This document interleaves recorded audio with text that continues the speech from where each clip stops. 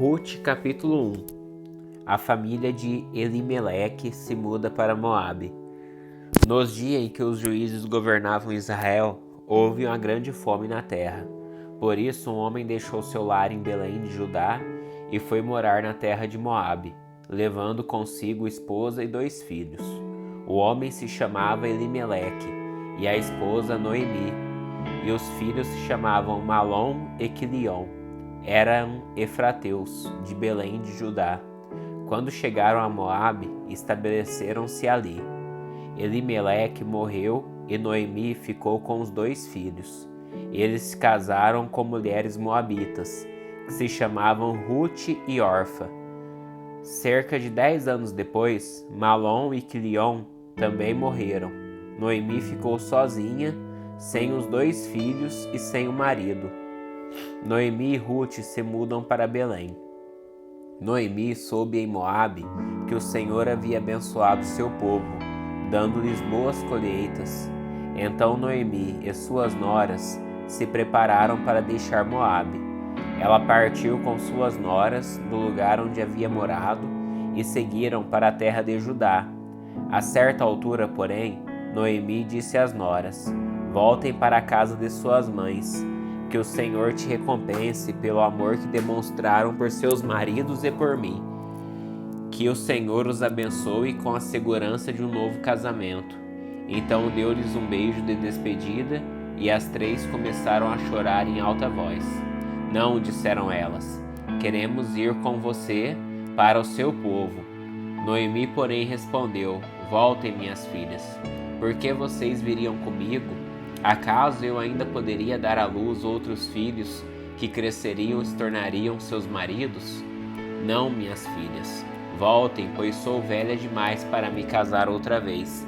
E mesmo que fosse possível eu me casar esta noite e ter filhos, o que aconteceria então? Vocês esperariam que eles crescessem, deixando assim de se casarem com outro homem? Claro que não, minhas filhas. Esta situação é muito mais amarga para mim do que para vocês, pois o próprio Senhor está contra mim." Então choraram juntas, mais uma vez. Orfa se despediu de sua sogra com um beijo, mas Rute se apegou firmemente a Noemi. "Olhe, sua cunhada voltou para o povo e para os deuses dela", disse Noemi a Rute. "Você deveria fazer o mesmo." Rute respondeu: "Não insista comigo para deixá-la e voltar. Aonde você for, irei. Onde você viver, lá viverei. Seu povo será meu povo e seu Deus o meu Deus. Onde você morrer, ali morrerei e serei sepultada. Que o Senhor me castigue severamente se eu permitir qualquer coisa, a não ser a morte nos separe." Quando Noemi viu que Rute estava decidida a ir com ela, não insistiu mais. Então as 2 seguiram viagem. Quando chegaram a Belém, toda a cidade se agitou por causa delas. "Será que é mesmo Noemi?", perguntavam as mulheres. "Não me chamem de Noemi", respondeu ela. "Chamem-me de Mara, pois o Todo-Poderoso tornou minha vida muito amarga. Cheia eu parti, mas o Senhor me trouxe de volta vazia. Por que me chamar de Noemi se o Senhor me fez sofrer e se o Todo-Poderoso trouxe calamidade sobre mim?" Assim Noemi voltou de Moabe, acompanhada de sua nora Rute, a jovem moabita. Elas chegaram a Belém quando começava a colheita da cevada. Rute, capítulo 2. Rute trabalha no campo de Boaz. Havia em Belém um homem rico e respeitado chamado Boaz. Ele era parente de Elimeleque, o marido de Noemi. Certo dia, Rute, a moabita, disse a Noemi: "Deixe-me ir ao campo ver se alguém, em sua bondade, me permite recolher as espigas de cereal que sobrarem." Noemi respondeu: "Está bem, minha filha pode ir." Rute saiu para colher espigas após os ceifeiros. Aconteceu de ela ir trabalhar num campo que pertencia a Boaz, parente de seu sogro Elimeleque. Enquanto Rute estava ali, Boaz chegou de Belém e saudou os ceifeiros. "O Senhor esteja com vocês." "O Senhor o abençoe", responderam os ceifeiros. Então Boaz perguntou a seu capataz: quem é aquela moça? A quem ela pertence? O capataz respondeu: é a moça que veio de Moabe com Noemi. Hoje de manhã ela me pediu permissão para colher as espigas após os ceifeiros. Desde que chegou, não parou de trabalhar um instante sequer, a não ser por alguns minutos de descanso no abrigo. Boaz foi até Ruth e disse: ouça, minha filha, quando for colher espigas, fique conosco, não vá a nenhum outro campo. Acompanhe as moças que trabalham para mim. Observem que parte do campo estão colhendo e vá atrás delas. Avisei os homens para não a tratarem mal, e quando tiver sede, sirva-se da água que os servos tiram do poço. Ruth se curvou diante dele, com o rosto no chão, e disse: o que fiz para merecer tanta bondade? Sou apenas uma estrangeira. Eu sei, respondeu Boaz, mas também sei de tudo que você fez por sua sogra desde a morte de seu marido. Ouvi falar de como você deixou seu pai, sua mãe e sua própria terra para viver aqui no meio de desconhecidos. Que o Senhor, o Deus de Israel, sob cujas asas você veio se refugiar, a recompense ricamente pelo que você fez. Ela respondeu: espero que eu continue a receber sua bondade, meu Senhor, pois me animou com suas palavras gentis, embora eu nem seja uma de suas servas. Na hora da refeição, Boaz lhe disse: venha cá e sirva-se de comida. Também pode molhar o pão no vinagre. Ruth sentou-se junto aos ceifeiros e Boaz lhe deu grãos tostados. Ela comeu até ficar satisfeita e ainda sobrou alimento. Quando Ruth voltou ao trabalho, Boaz ordenou a seus servos: permitam que ela colha espiga entre os feixes e não a incomodem. Tirem dos feixes algumas espigas de cevada e deixem-nas cair para que ela as recolha. Não a atrapalhem. Assim Ruth colheu cevada o dia todo e à tarde, quando debulhou o cereal, encheu quase um cesto inteiro. Carregou tudo para a cidade e mostrou à sua sogra. Também lhe deu o que havia sobrado da refeição. Onde você colheu tanto cereal? Perguntou Noemi. Onde você trabalhou hoje? Que seja abençoado quem a ajudou. Então Ruth contou à sogra com quem havia trabalhado. O homem com quem trabalhei hoje se chama Boaz. O Senhor o abençoe, disse Noemi, a nora. O Senhor não deixou de lado sua bondade, tanto pelos vivos como pelos mortos. Esse homem é um de nossos parentes mais próximos, o resgatador de nossa família. Ruth, a moabita, acrescentou: Boaz disse que devo voltar e trabalhar com seus ceifeiros, até que terminem toda a colheita. Muito bom, exclamou Noemi. Faça o que ele disse, minha filha. Fique com as servas dele até o final da colheita. Em outros campos poderiam maltratá-la. Assim, Ruth trabalhou com as servas nos campos de Boaz e recolheu espigas com elas até o final das colheitas da cevada e do trigo. Nesse tempo ficou morando com a sua sogra. Ruth capítulo 3. O encontro na eira. Certo dia, Noemi disse a Ruth: minha filha, é hora de eu encontrar você um lugar seguro e feliz. Esse Boaz, senhor das moças com quem você trabalhou, é nosso parente próximo. Hoje à noite ele estará na eira, onde se debulha a cevada. Faça o que lhe direi. Tome banho, perfume-se e vista sua melhor roupa. Depois vá até lá, mas não deixe que Boaz a veja, enquanto ele não tiver terminado de comer e beber. Repare bem no lugar onde ele se deitar. Então vá, descubra os pés dele e deite-se ali. Ele lhe dirá o que fazer. Farei tudo o que você disse, respondeu Ruth.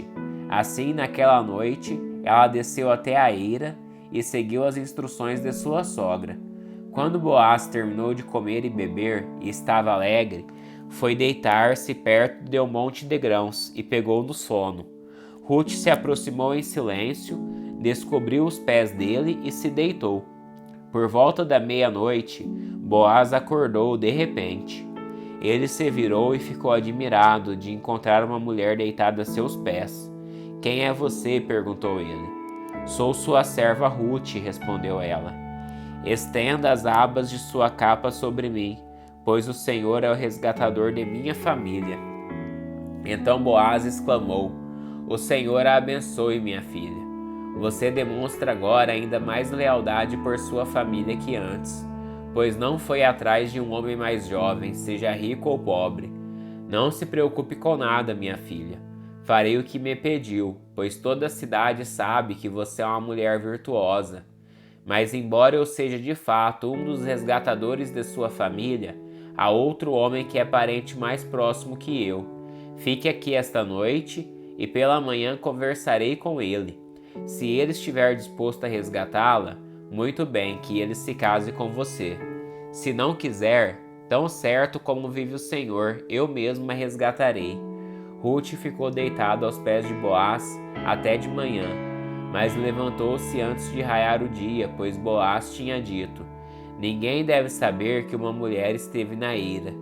Então Boaz disse: Traga-me sua capa e estenda-a aqui. Ele despejou sobre a capa 6 medidas de cevada e a pôs sobre as costas de Ruth. Depois ele retornou à cidade. Quando Ruth voltou à sua sogra, ela lhe perguntou: Como foi, minha filha? Ruth contou a Noemi tudo que Boaz havia feito e acrescentou: Ele me deu estas 6 medidas de cevada e disse: Não volte para sua sogra de mãos vazias. Então Noemi disse: Tenha paciência, minha filha.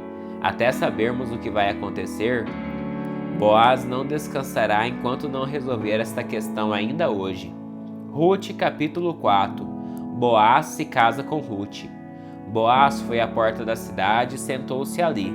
Nesse momento ia passando o parente resgatador que ele havia mencionado. Boaz o chamou. Venha cá e sente-se, amigo. Quero conversar com você. O homem foi e se sentou. Então Boaz chamou 10 autoridades da cidade e pediu que se sentasse com eles. Em seguida, disse ao resgatador da família: Você conhece Noemi, que voltou de Moabe? Ela está vendendo a propriedade de nosso parente Elimeleque. Pensei que devia falar com você a esse respeito, para que você a resgate caso tenha interesse. Se quer a propriedade, compre na presença das autoridades do meu povo. Se não tiver interesse por ela, diga-me logo, porque depois de você sou o resgatador mais próximo. O homem respondeu: Está certo, eu resgatarei a propriedade. Então Boaz lhe disse: É claro que, ao comprar a propriedade de Noemi, você também deve se casar com Ruth, a viúva moabita. Desse modo, ela poderá ter filhos que levem o nome de seu marido e mantenham a herança na família dele.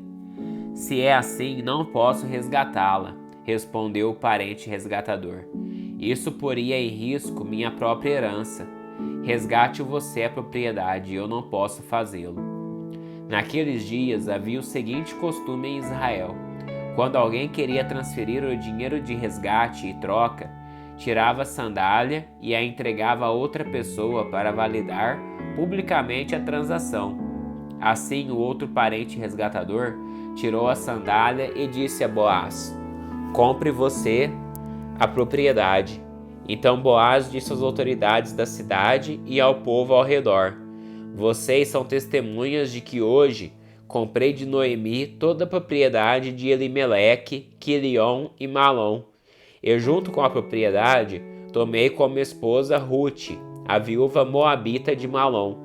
Assim ela poderá ter um filho que leve o nome da família de seu falecido marido e herde a propriedade da família aqui na cidade natal dele.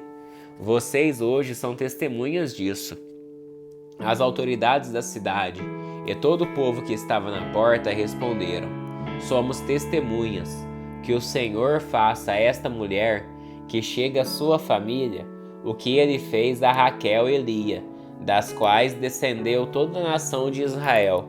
Que você seja próspero em Efrata e famoso em Belém. Que o Senhor lhe dê, com esta jovem, uma descendência numerosa, como a de nosso antepassado Pérez, filho de Tamar e Judá. Os descendentes de Boaz. Boaz levou Rute para a casa dele, e ela se tornou sua esposa. Quando Boaz teve relações com ela, o Senhor permitiu que ela engravidasse, e ela deu à luz um filho.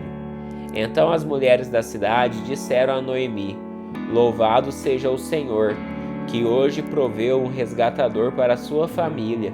Que este menino seja famoso em Israel, que ele restaure seu vigor e cuide de você em sua velhice, pois ele é filho de sua nora, que a ama e que tem sido melhor para você do que 7 filhos. Noemi pegou o bebê, aninhou-o junto ao peito e passou a cuidar dele como se fosse seu filho. As mulheres da vizinhança disseram: Noemi tem um filho outra vez, e lhe deram o nome de Obed. Ele é o pai de Jessé, pai de Davi. Essa é a genealogia de Pérez. Pérez gerou Esrom, Esrom gerou Rão, Rão gerou Aminadab, Aminadab gerou Naasson, Naasson gerou Salmão, Salmão gerou Boaz, Boaz gerou Obed, Obed gerou Jessé, e Jessé gerou Davi.